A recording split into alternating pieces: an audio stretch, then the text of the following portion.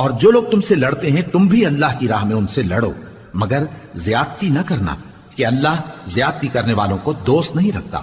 اور ان کو جہاں پاؤ قتل کر دو، اور جہاں سے انہوں نے تم کو نکالا ہے یعنی مکے سے، وہاں سے تم بھی ان کو نکال دو۔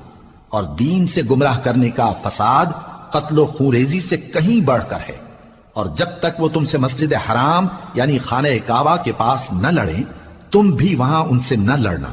ہاں اگر وہ تم سے لڑیں تو تم ان کو قتل کر ڈالو، کافروں کی یہی سزا ہے۔